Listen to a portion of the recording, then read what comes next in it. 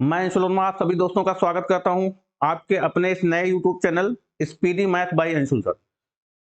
तो हम पढ़ रहे थे कल की क्लास में विभाज्यता, जिसमें हमने दो टाइप के क्वेश्चन पढ़ लिए थे। पहला पढ़ा था भाग की लंबी विधि पर आधारित प्रश्न और दूसरा पढ़ा था हमने घातांक की संख्याओं के ऊपर प्रश्न।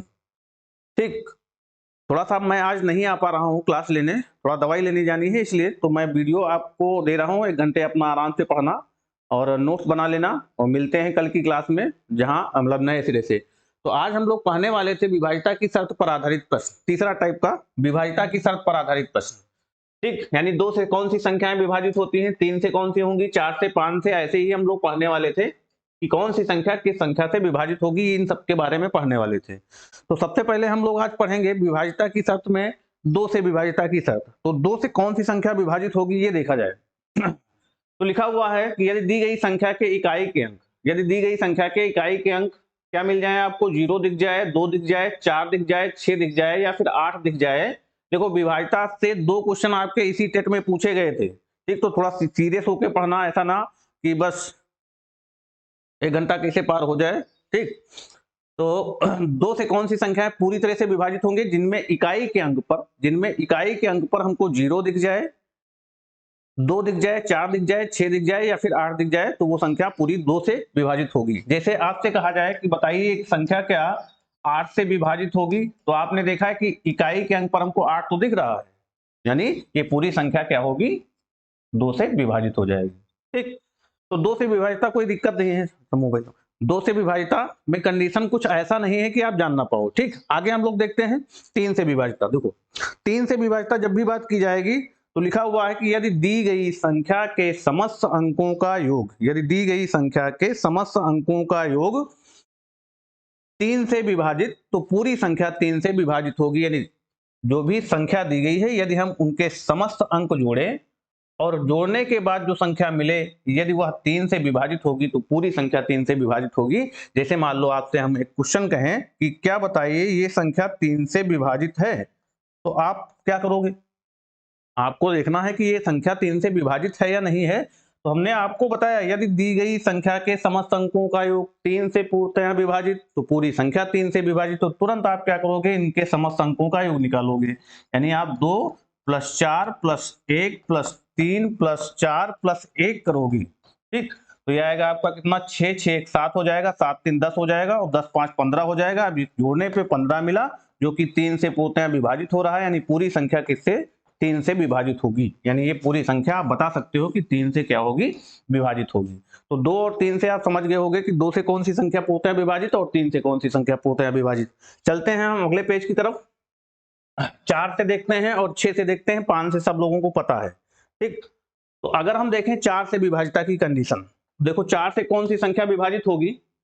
कहा गया कि यदि दी गई संख्या के इकाई और दहाई, यानी यूनिट प्लेस पे जो संख्या लिखी हुई है वो, और दहाई यानी टेंस प्लेस पे जो संख्या लिखी हुई हो, या तो क्या हो, शून्य हो, या तो क्या हो, शून्य हो, या फिर क्या हो, इकाई और दहाई के अंकों से बनी संख्या 4 से विभाजित हो। इकाई और दहाई के संख्या लें और उनसे जो संख्या बने, अंक लें, उनसे जो संख्या बने, या तो वो 4 से विभाजित हो, तो पूरी संख्या आपकी 4 से विभाजित होगी। देखो, अगर हम आपसे एग्जाम्पल में कहें कहें कि जरा बताइए कि क्या यह संख्या 4 से विभाजित, क्या यह संख्या 4 से विभाजित, तो आप तुरंत बताओगे कि हाँ विभाजित होगी। क्यों होगी, क्योंकि हम 4 से डिविजिबिलिटी रूल सीख चुके हैं कि यदि इकाई और दहाई के अंक क्या हो, शून्य हो, तो इकाई का अंक ये वाला होगा, दहाई का अंक ये हो गया हमारा, ये दोनों क्या है, शून्य है, यानी ये संख्या 4 से क्या होगी, विभाजित होगी। अच्छा, अब आपके मन में एक दिमाग उठ रहा, सवाल उठ रहा होगा कि भाई इकाई और दहाई के अंक से बनी संख्या 4 से विभाजित हो, तब कैसे विभाजित होगी पूरी संख्या। तो यही संख्या अगर हम ऐसे कह दें, ठीक, इसी में 0 न लिख के हम यहाँ पर इकाई और दहाई के अंक बता दें 4 और 8 है, तो हमने क्या बताया कि इकाई और दहाई के अंक से बनी संख्या, तो इकाई और दहाई के अंक से जब आप संख्या बनाओगे तो संख्या बनेगी 48, जो 4 से पूर्णतः विभाजित हो रही है, यानी ये वाली संख्या भी किससे पूर्णतः विभाजित होगी, 4 से। बात समझ में आ रही होगी कुछ। ठीक, ऐसी कोई दिक्कत वाली बात नहीं है जो आप समझ ना पाओ। ठीक, जो लोग नए हैं वो लोग थोड़ा दिक्कत कर रहे होंगे, उनको समझ में कम चीजें आ रही होंगी, लेकिन आप थोड़ा सा एक बार समझने की कोशिश करो, सारी चीजें समझ में आई। तो 4 से विभाजित की शर्त हमने बताई, यदि इकाई के अंक और दहाई के अंक शून्य है, या इकाई और दहाई के अंकों से बनी संख्या जो है वो क्या है, 4 से पूर्णतः विभाजित, तो पूरी संख्या 4 से क्या होगी, विभाजित होगी। 6 से कंडीशन देखते हैं हम लोग कि 6 से कौन सी संख्या विभाजित होगी। तो लिखा हुआ है कि यदि दी गई संख्या 2 और 3 दोनों से विभाजित, तो पूरी संख्या किससे विभाजित होगी, 6 से। भाई 6 के अगर हम गुणनखंड करें तो 6 के गुणनखंड कौन कौन से आएंगे, 2 गुणे 3, 6 के गुणनखंड यही होंगे। यानी जो संख्या 2 से भी कटेगी और 3 से भी कटेगी, वो पूरी संख्या किससे कटेगी, 6 से जरूर कटेगी। ठीक, चलो देखो एक एग्जाम्पल देखते हैं। मान लो आपसे कहा जाए कि बताइए कि यह संख्या जो है क्या उस 6 से विभाजित होगी। जैसे मान लो हमने संख्या लिखी 5 3 8 1 4, ये संख्या लिखी। अब आपसे पूछें कि बताओ ये संख्या 4 से विभाजित होगी या नहीं होगी। तो सबसे पहले आप चेक करोगे कि क्या ये संख्या 2 से विभाजित है। तो आप 2 से विभाजितता पढ़ चुके हो, क्या पढ़े हो कि इकाई के अंक 0 हो, 2 हो, 4 हो, 6 हो, 8 हो, ये अगर है तो पूरी संख्या 2 से विभाजित, तो इकाई का अंक 4 मिल गया, यानी ये संख्या 2 से तो विभाजित होगी। अब बात आती है कि 3 से कौन सी संख्या विभाजित होगी। तो 3 से भी आपने पढ़ा कि यदि दी गई संख्या के समस्त अंकों का योग 3 से विभाजित, तो पूरी संख्या 3 से विभाजित। तो ये आएगा 5 3 8, 8 8 16 हो जाएगा, 16 और 1 17, 17 और 4 हो जाएगा आपका 21, जो कि 3 से विभाजित। यानी ये वाली संख्या 2 से भी विभाजित है, 3 से विभाजित है, तो पूरी संख्या किससे विभाजित होगी, 6 से विभाजित होगी। अब अगर आपके एग्जाम में क्वेश्चन बनता है तो कैसे बनेगा, कहेंगे कि स्टार के स्थान पे कौन सा अंक हो कि यह संख्या 3 से विभाजित। स्टार के स्थान पे कौन सा अंक हो कि यह संख्या 3 से पूर्णतः विभाजित। तो आप तुरंत क्या करोगे, जोड़ोगे। 8 5 13, 13 और 1 हो जाएगा आपका 14, 14 4 18। आप स्टार के स्थान पे कौन सा ऐसा अंक रख दें कि पूरे अंकों का योग बन जाए और वो 3 से विभाजित। तो स्टार के स्थान पे अगर आप क्या रखोगे, 3, तो आप इसमें जोड़ोगे 21 बनेगा। ठीक, तो ऐसे क्वेश्चन बन जाते हैं। तो 6 से समझ में आई, जो संख्या 3 से भी विभाजित और 2 से भी विभाजित, तो पूरी संख्या 6 से विभाजित होगी। ठीक, चलते हैं अगले क्वेश्चन 7 से देखते हैं विभाजिता की कंडीशन। तो 7 से विभाजिता की कंडीशन जो होगी वो थोड़ा सा आपको ध्यान में रखना पड़ेगा कि 7 से कौन सी संख्या विभाजित होगी। 7 से विभाजिता में 3 कंडीशनें आपको मिल जाएंगी। 7 से कौन सी संख्या विभाजित होगी, इसमें हम क्या करेंगे, 3 शर्त पढ़ेंगे। पहली शर्त, दूसरी शर्त, यानी type A, type B, type सी।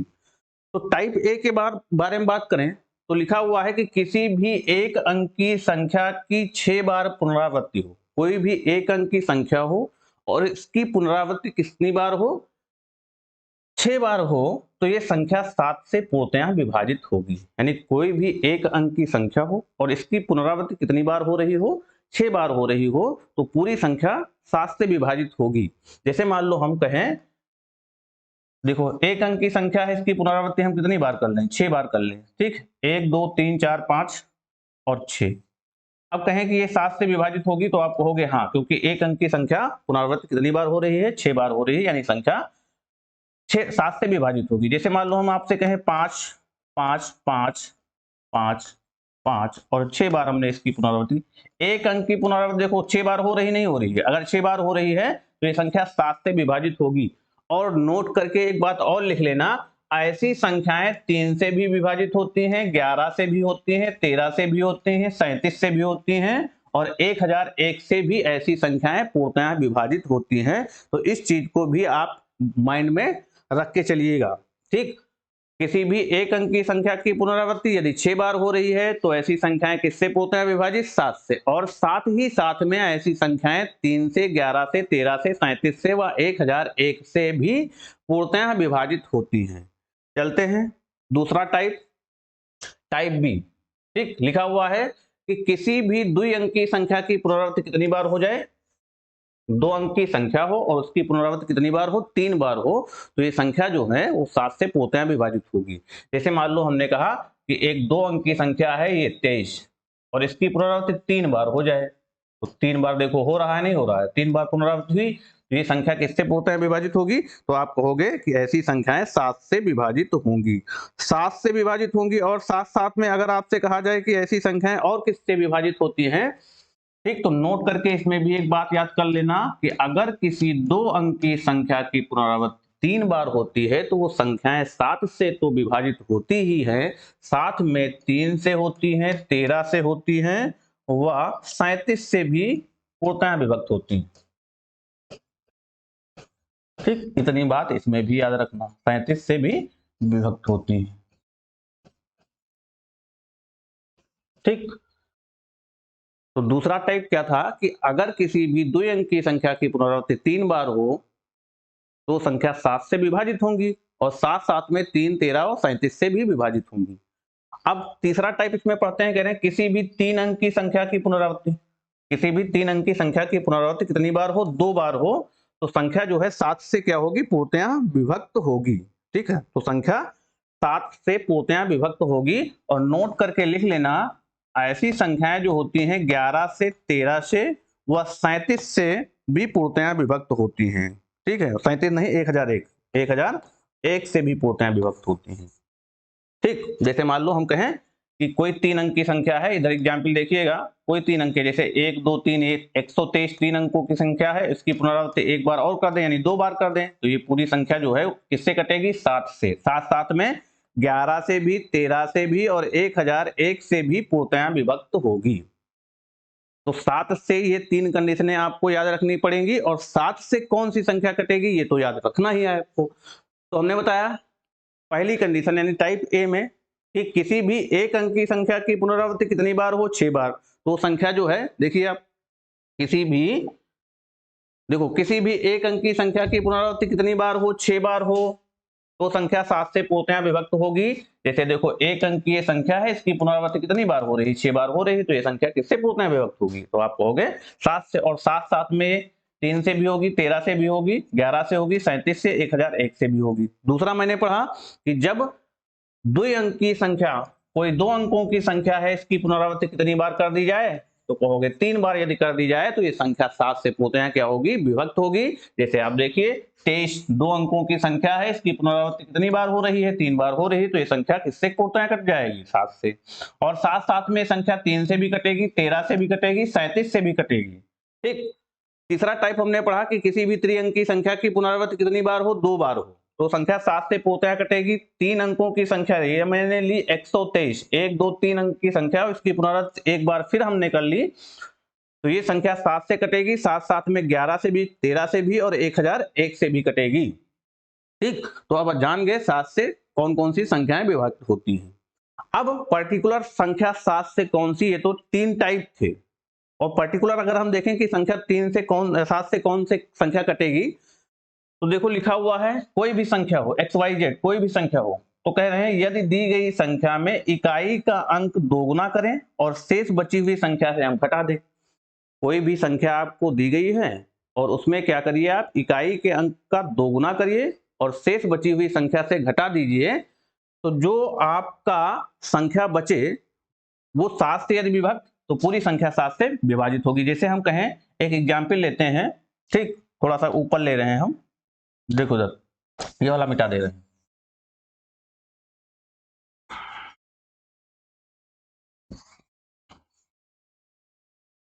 देखो जैसे मान लो हम आपसे कहें एक संख्या लें हम 343, ये वाली इसका एग्जाम्पल बता रहे हैं 343। अब पूछे ये 7 से विभक्त होगी या नहीं होगी, तो लिखा हुआ है क्या, इकाई के अंक का आप क्या करो, दोगुना करो। तो इकाई के अंक का हमने क्या किया, दोगुना किया, तो दोगुना किया क्या आया, 6।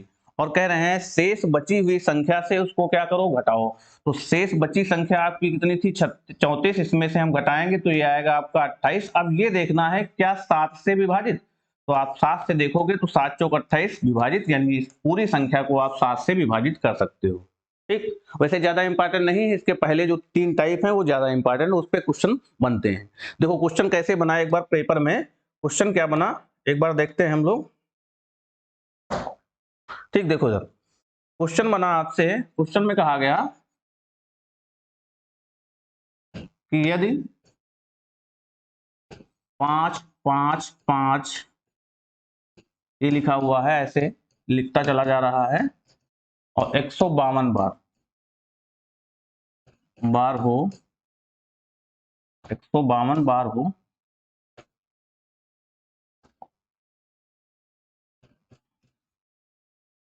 बार हो, तो 37 से भाग देने पर शेष बचेगा।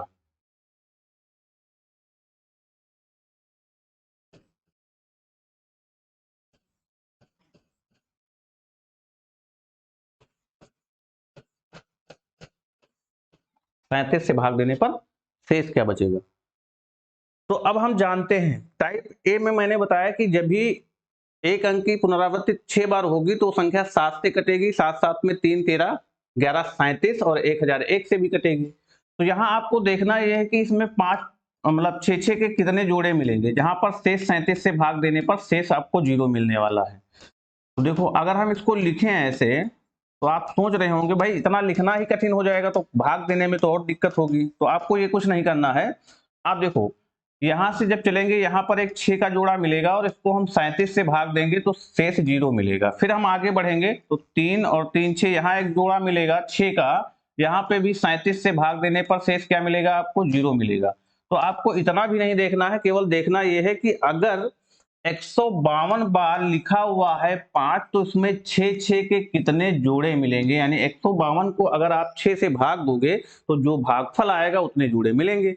तो 6 दूनी आपका 12 हो जाएगा, बचेगा आपका 32 और अब ये कटेगा 6 6 36 ज्यादा हो जाएगा, 6 पंचे 30।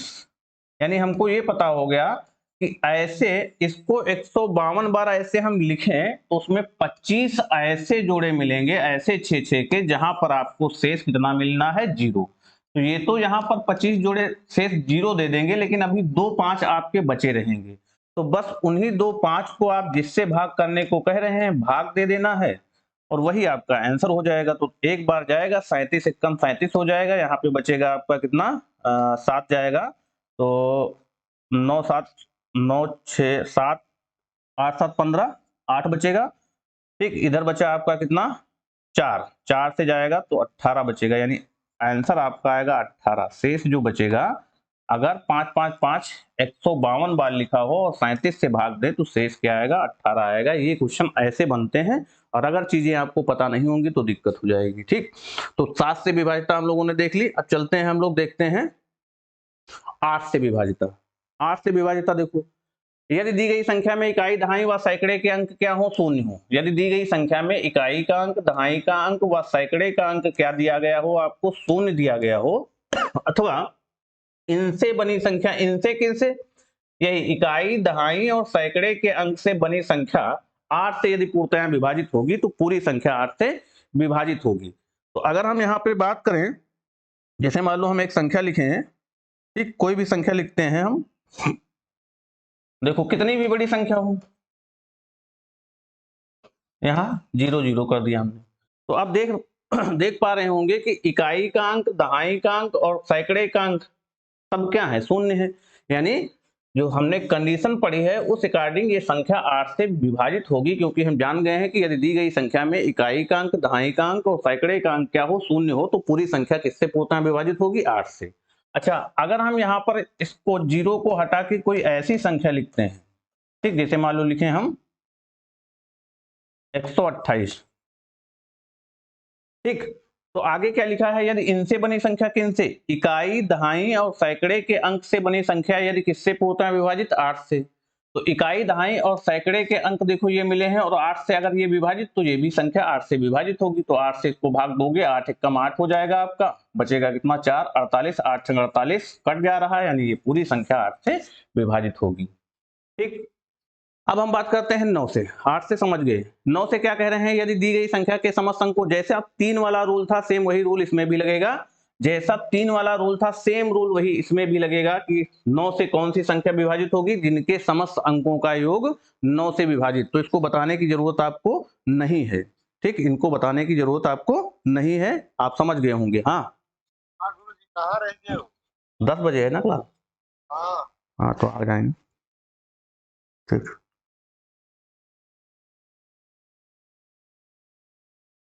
ठीक,